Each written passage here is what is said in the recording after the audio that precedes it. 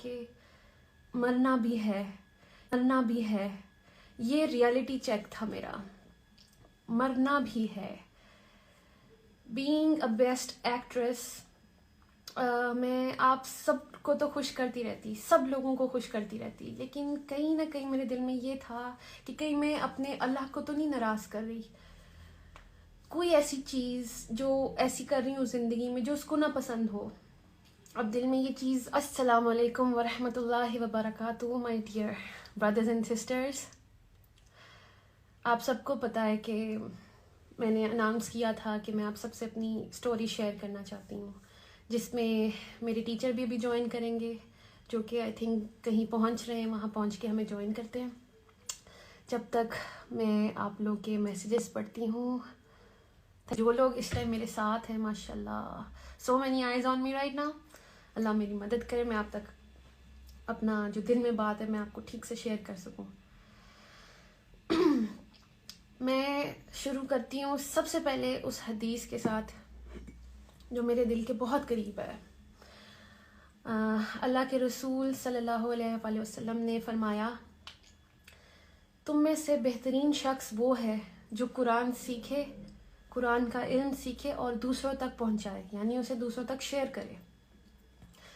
तो जैसे आप सब मुझे जानते हैं कि मैं एक एक्टर थी, मैंने बहुत ड्रामों में काम किया, और एक बेस्ट एक्टर बनने के लिए मैंने क्या क्या नहीं किया मुझे पता है। रात दिन मेहनत की, बहुत अच्छा बनना चाहती थी और मैं वहाँ तक पहुँची भी। रात दिन मेहनत की, बहुत अच्छा बनना चाहती थी और मैं वहाँ तक पहुँची भी। बेस्ट एक्टर अवार्ड भी ले लिया था, बहुत मज़ा आ रहा था। ज़िंदगी में एक दौड़ लगी हुई थी, समझ नहीं आ रही थी कि इसका एंड क्या है।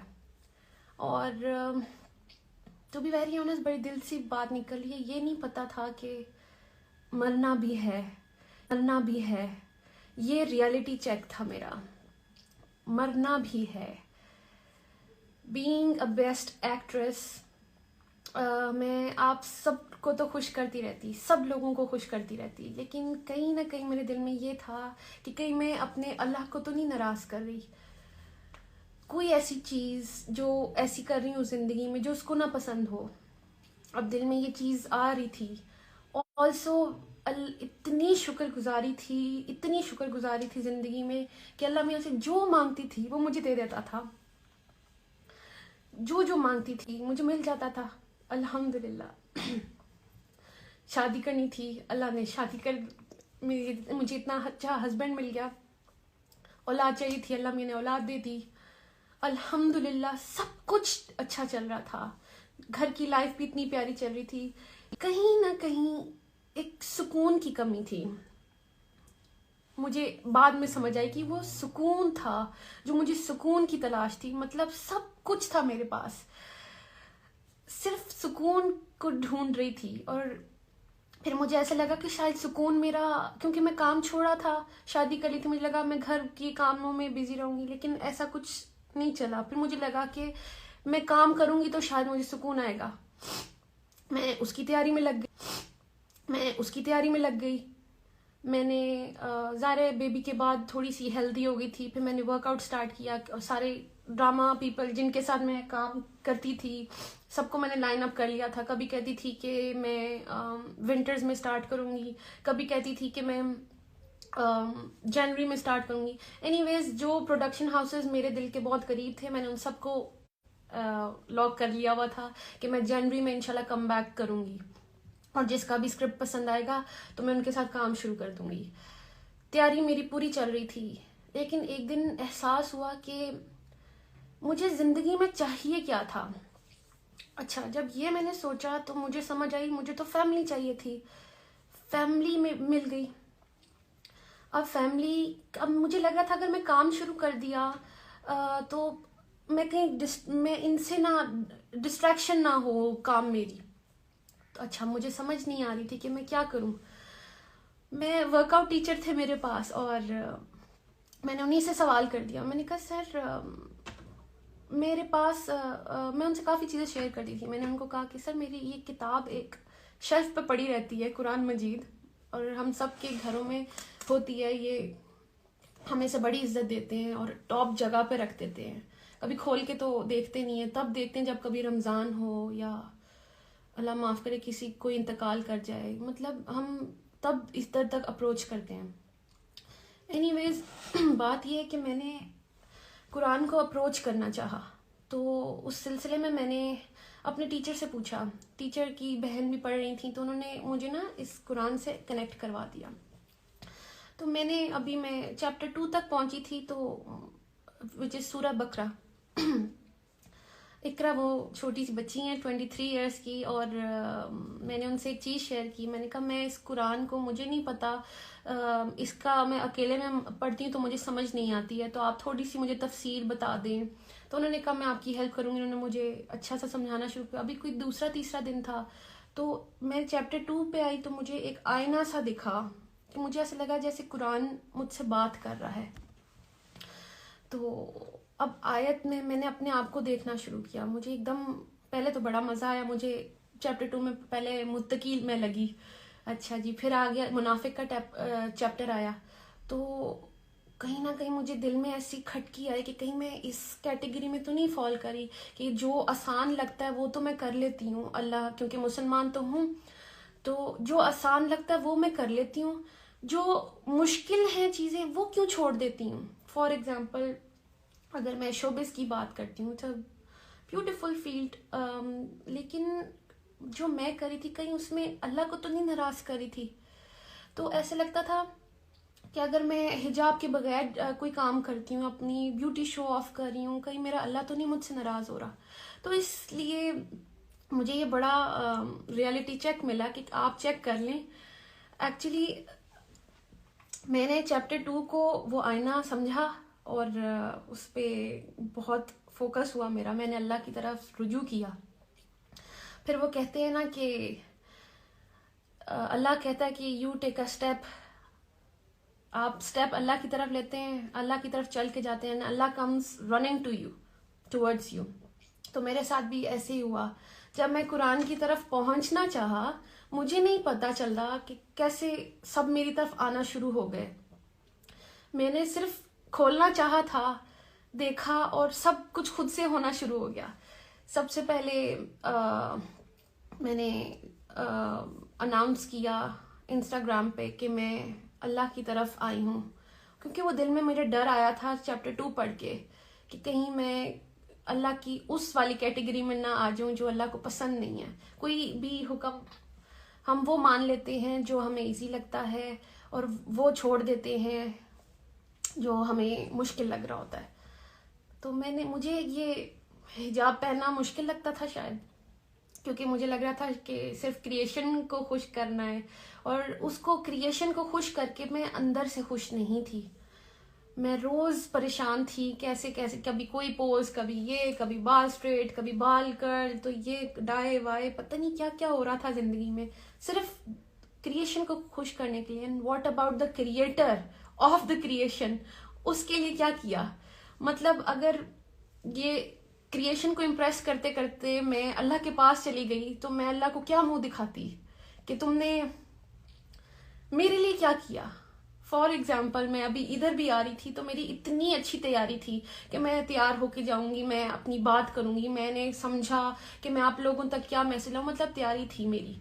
व्हाट इफ मैं अल्लाह के पास चली जाती और मेरी कोई तैयारी नहीं होती? तो बात यह कि बेस्ट एक्टर बनने के लिए भी मैंने इतनी तैयारी की। तो अभी जैसे मैंने आपसे हदीस शेयर की थी कि अल्लाह के रसूल सल्लल्लाहु अलैहि वसल्लम ने फरमाया कि तुम में से बेहतर शख्स वो है जो कुरान सीखे, कुरान का इल्म सीखे और आगे दूसरों तक पहुंचाए। अब बेस्ट एक्टर तो मैं बन गई। अब जरूरी तो नहीं कि बेस्ट एक्टर एक अच्छा इंसान भी हो, एक अच्छी बीवी भी हो, अच्छी माँ भी हो, अच्छी बेटी भी हो, अच्छी बहन भी हो, अच्छी बहू भी हो। वो मुझे इस हदीस से ये समझ आई कि बेहतरीन इंसान अगर बनना है तो उसका रास्ता ये है, कुरान। कुरान तक आएंगे तो ही आप बेहतर इंसान बनेंगे। तो बस मेरी अप्रोच इधर तक थी और अल्लाह ने मेरे लिए रास्ते आसान किए। फिर ये कि अब हमें किसी के करीब होना होता है तो हम उसके बारे में जानते हैं ना, फिर ही उसके करीब होते हैं। हमें पता होना चाहिए उसकी लाइक्स एंड डिसलाइक्स क्या है, उसकी सोच क्या है। इसी पर मैं आपसे एक हदीस शेयर करती हूँ कि अल्लाह के रसूल सल्लल्लाहु अलैहि वसल्लम ने फरमाया कि तुम अगर अल्लाह का कुर्ब हासिल करना चाहते हो, यानी अल्लाह के करीब होना चाहते हो, तो आप तब तक नहीं हो सकते जब तक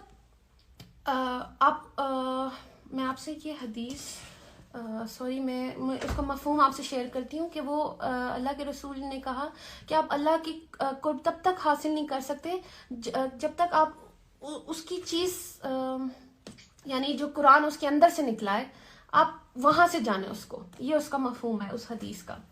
इंशाल्लाह मैं आपसे सही करेक्ट वर्ड्स भी शेयर कर दूंगी। तो अच्छा, अब जैसे मुझे अपने हस्बैंड के करीब होना था तो मैं दुनिया से पूछती फिरती कि जी सोमी को क्या पसंद है क्या नहीं पसंद, और वो मेरे सामने भी होते, तो मैं दुनिया से क्यों पूछती, या मैं अपनी ही क्यों चलाती कि जी सोमी को शायद ये पसंद होगा। क्यों हम ऐसा क्यों सोचते हैं? हमें और बंदा सामने हो भी तो हमें डायरेक्ट उससे पूछना चाहिए ना कि भाई आपको क्या पसंद है क्या नहीं पसंद। मोहब्बत तब होती है ना जब आप अगले की चीज पूरी करके दें।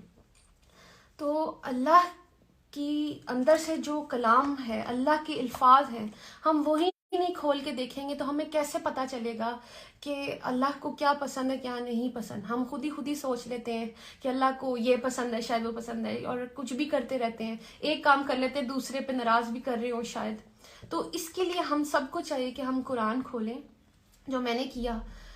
डूज एंड डोंट्स हैं इसके अंदर, जो अल्लाह की मर्जी है, अल्लाह के अकॉर्डिंगली अगर लाइफ आप गुजारना चाहते हैं तो वो सब इस कुरान में है। बहुत इजी है, मतलब व्हाट सो हार्ड कि आप गूगल से मैं क्यों पूछूं कि मेरे अल्लाह को क्या पसंद है? मैं लोगों से क्यों पूछूं मेरे अल्लाह को क्या पसंद है?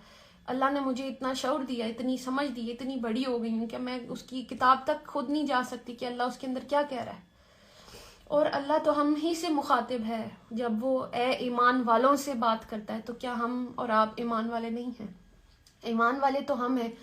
ये बुक तो पूरी इंसानियत के लिए है। बल्कि मैं आपसे जो मेरी लाइफ चेंजिंग आयत है मैं आपसे वो शेयर करूंगी, जिसने मतलब मेरी जिंदगी बिल्कुल ऐसे चेंज कर दी, मतलब टोटल चेंज।